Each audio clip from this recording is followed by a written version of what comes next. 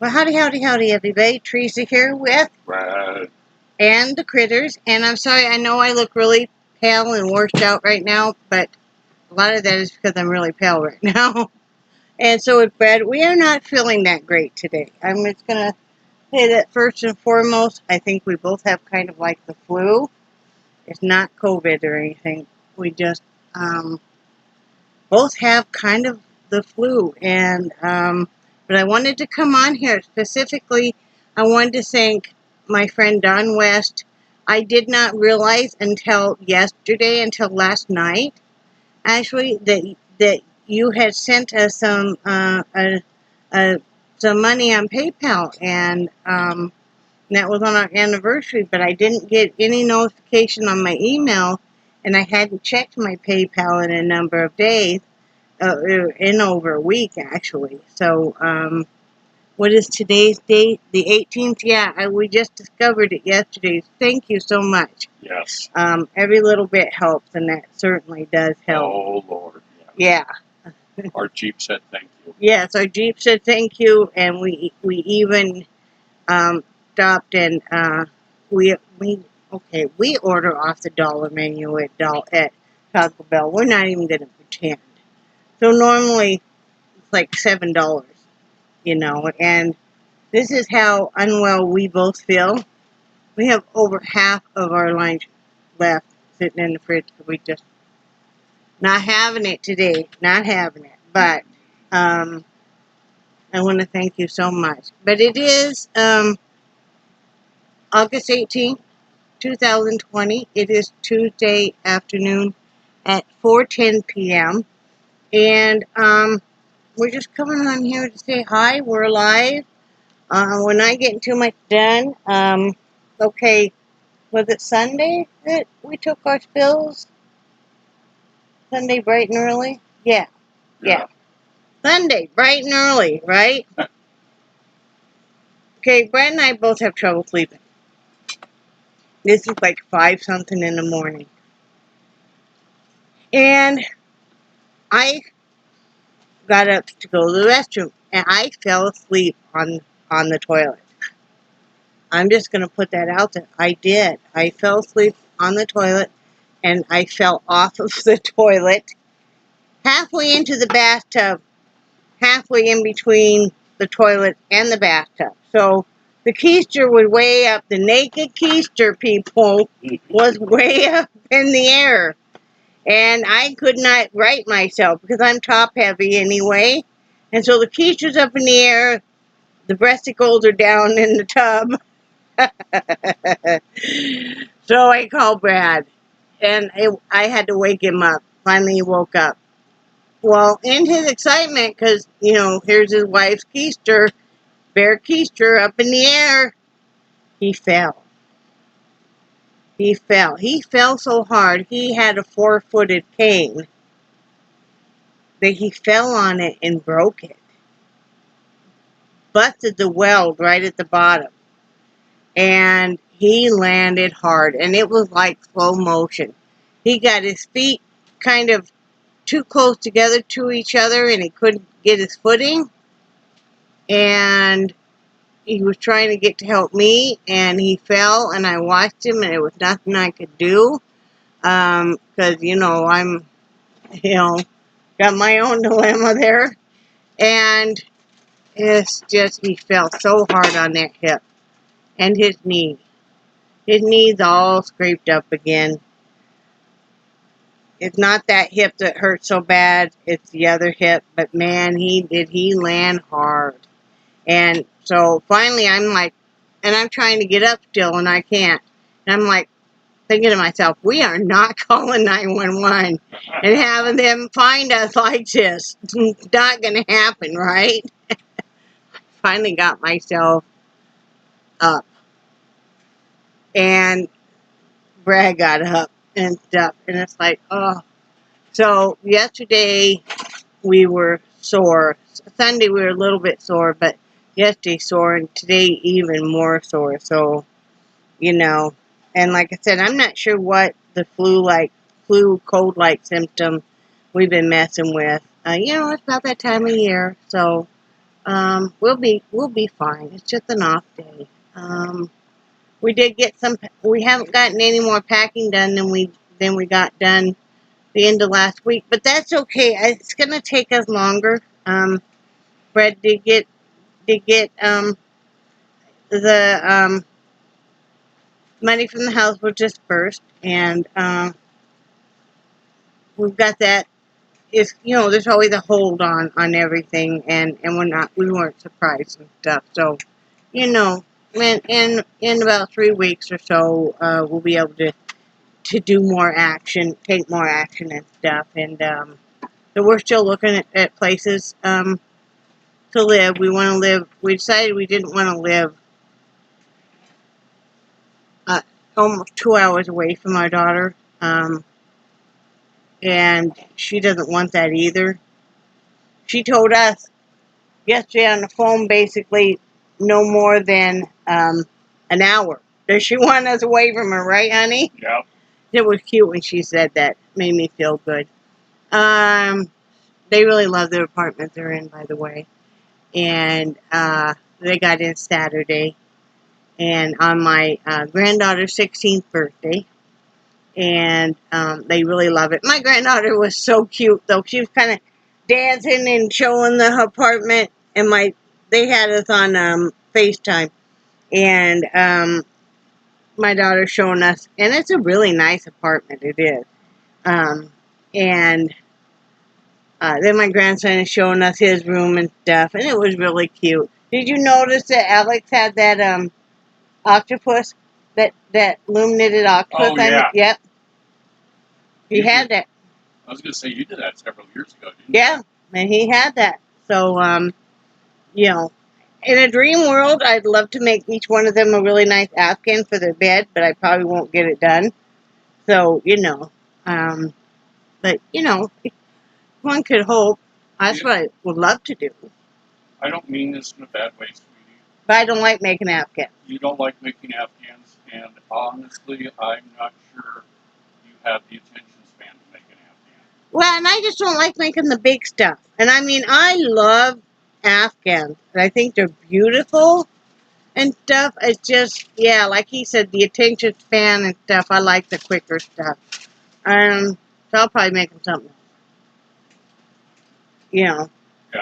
I thought about just letting them pick out a painting each of my vast array of paintings, but, None of mine. you might have to let go of some of them. No. Yes, sir. No. There's only so much wall space, honey. Yes. But that's why we're going to move into a bigger place. He's silly. So, but so we've got that going. We went and opened up an account, and everything. We're looking at a few used minivans because the Jeep is on the last legs, and that would be honestly something that would be so much easier for both of us to get into, especially Brad, and and for our lifestyle and everything. I think our daughter really liked the idea of that too, because she knows that then if she needed to haul big stuff, she could borrow our minivan. Yep. So we talked with our daughter for quite a while yesterday on the phone, and then Brad talked with his brother-in-law for over an hour. Sister-in-law's not doing that great, guys. So whether you pray, chant, send healing vibes, whatever, it's not looking good. It's not looking good as far as they don't know what's wrong with her. And it's just, she's she's just digressed so much in even a week's time. And it's just very sad.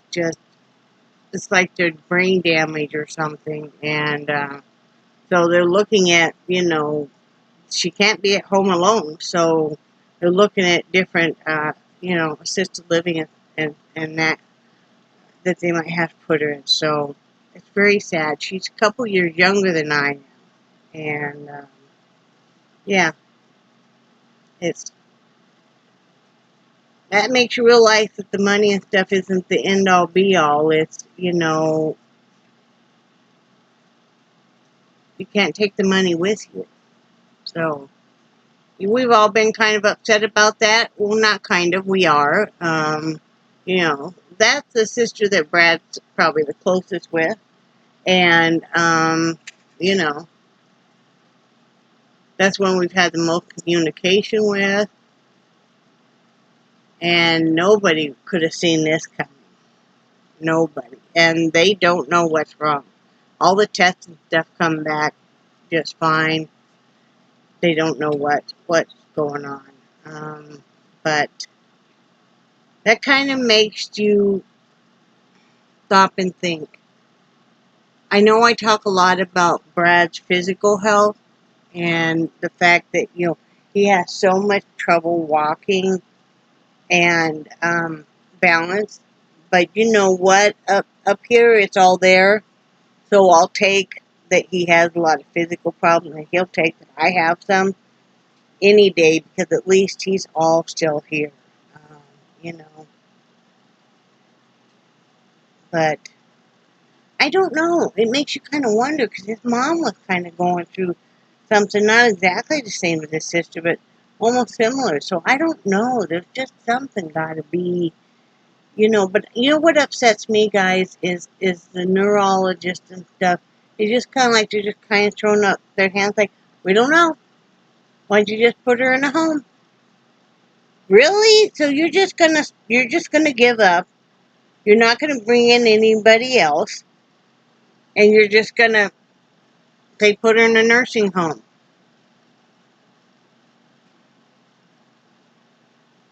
Really? Now these are the same family that has the disabled adult son who, has to have care.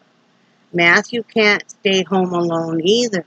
So what my sister-in-law, Susan, has always done is she's always gotten off work about a half hour before Matthew was due to come home. He spends the day with, like, home health guys to take him out to do stuff.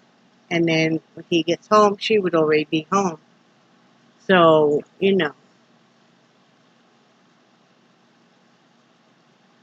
now my brother-in-law's not sure what to do about that. He is setting up a trust fund, though, for Matthew, because, as he gets older, he's going to need more care. So, I don't know. It's really sad. I mean, I know we all go through that, but it's very sad. So it makes our worries about an apartment and vehicle and worrying about this stuff seem so much less than. At least we still have each other. We're pretty much all there upstairs still. Pretty much. No, earlier you said he is all there upstairs. I heard that. On a good day, yes, you are. I heard you say that. But, I also said, I kind of wonder, because your mom was having some troubles before her last surgery. Yeah. Not to the degree, but is there something there that, Yeah. But I told him how upsetting it is that you feel like the doctor's just given up.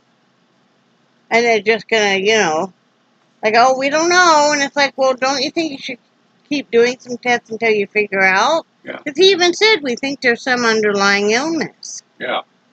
Well, and he said he was going to bring in another neurologist. And then all of a sudden, it's kind of like he throws up his hands the very next day. And it's like, no, we think you just put her, in assisted living. And what's that? Apples. I don't want any apple. I know. He brings his dish of apples that he cut up. I'm like, I don't want an apple. But yeah, so that's what's going on in our world. We really didn't get anything done today besides go to the bank, and we had to go stop and get some prescriptions. A couple prescriptions, some insulin and muscle relaxers, and nice one. This is a new one I'm working on. I already finished one. I'll have to show you the one I just finished. tomorrow because it's over there and I don't feel like getting up. Yeah, that's what I'm working on right now. So, that's all we really got going on, guys. I know it's really boring, but I mainly wanted to come on here and tell Dawn thank you so much. I felt bad. I didn't want you to think that I didn't care or like, how ungrateful are we. You hadn't even said thank you. I got a puppy right down here. Charlie is right down here because he was afraid. It was thundering. So they both were afraid. And of course, he always gets between me and this table. Because he feels really safe. It's kind of like a little cubby hole here. And I turn the fan on for him, and that way I can pet him. And he's okay. Aren't you okay now, huh? Are you alright now? Oh, I know. Poor baby. Makes me right over here behind Brad's chair. So I am very grateful that my husband is not having problems with your memory and all of that. I mean, things that my sister-in-law, she'll answer the phone what her previous employment was. Or if you bring her up food, she may throw all the food away. Sit there and kind of play with it and throw it away. I mean, it's just, and then there's sometimes she's very, very with it. So, and I'm wondering if part of it isn't pain meds, but I don't know.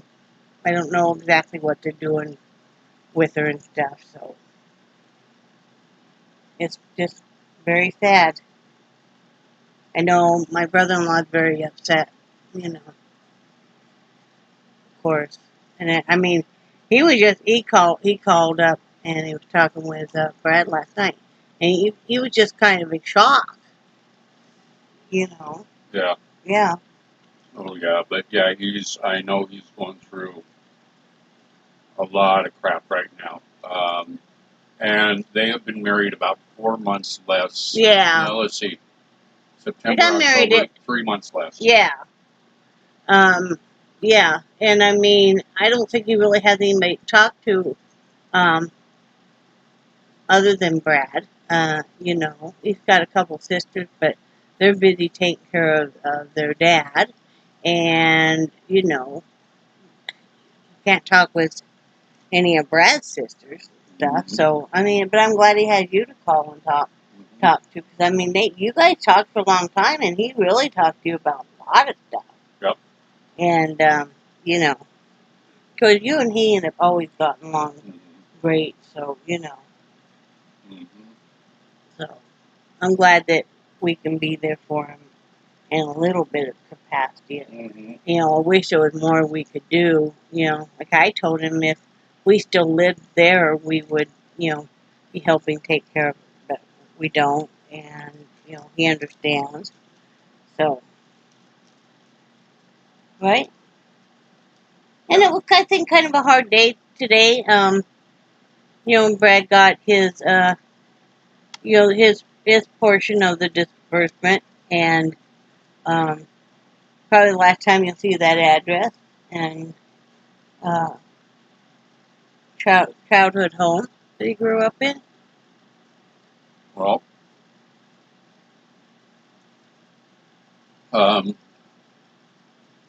we moved in that house in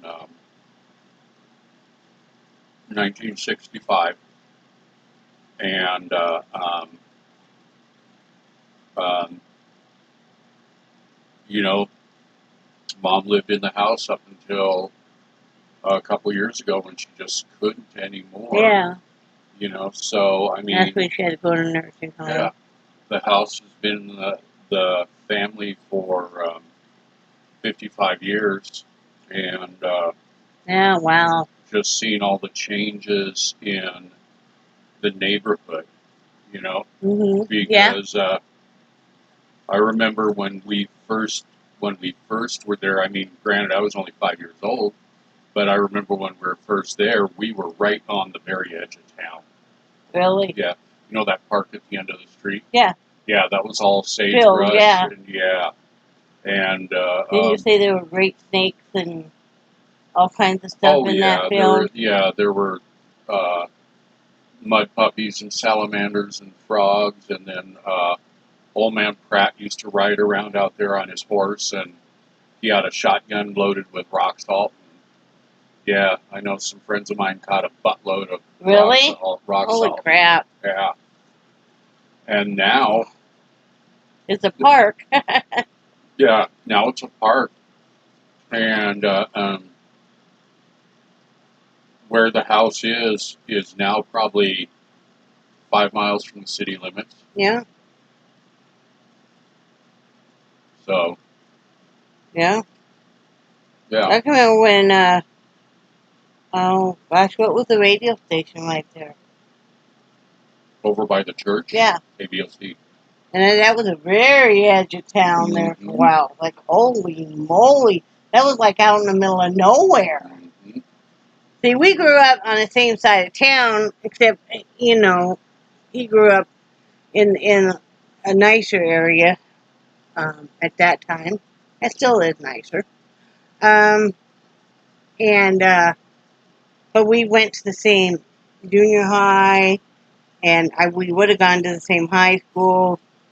I had his sister in we were the same grade in junior high. You know, I had a manhandle her with a basketball to her stomach because she was trying to be a bully to me, and then she cried. She never tried that again with me. I bet. Until, remember, we were at your mom's house and she tried getting all bad with me, thought she was gonna do something to me, and I laid her out in the kitchen. Yep. I mean, I didn't punch her or anything, I just kind of pushed her.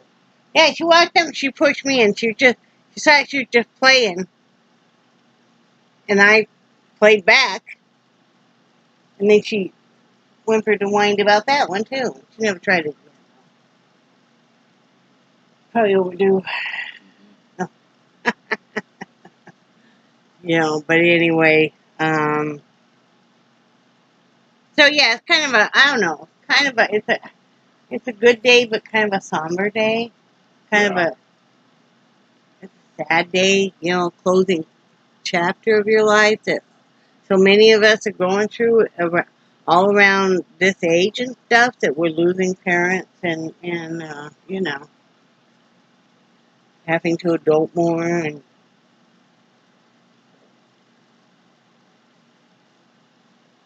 diet cream soda.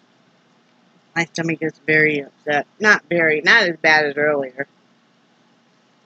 But I didn't know I could be so quiet like in the bank and stuff. It weird thing, putting on a mask to go into a bank. It just did not seem right to me. Because, you know, you always think that bank robbers stuff, they're wearing a mask and stuff, and here you are walking in and, you know. But we handled our business, right? Yes, very nice people at the bank. Yep. Very, very nice. And, you know, unfortunately, there's, you know, it's a new account, so there's long hold on the disbursement check. But it's okay. We will make it through. Thank, largely in part to you, Don, because, you know, that helped so much. Like I said, be able to put some gas in the Jeep and buy a gallon of milk and have a little lunch. And, you know. Are you in communication with your daughter? No. Oh. This is one of those apartment complexes. Oh, okay. In Jacksonville. Oh, we're not going to go that far. Yeah, and that's what I'm telling them. You know, I appreciate them keeping in contact. Yeah, I don't want to live that far away from, you know, our daughter and grandkids and stuff. I mean, especially, you know, you realize when you lose people, family members, that you can never get that back, and you can never speak to them again. So don't, if you can, don't stop talking to your family or your friends. Unless there's just no salvaging the relationship, and I understand that. I have some like that too, my own parents and siblings. There's just no salvaging that relationship. I don't want to. They're way too dysfunctional. So the best and kindest thing you can do is just, leave each other alone.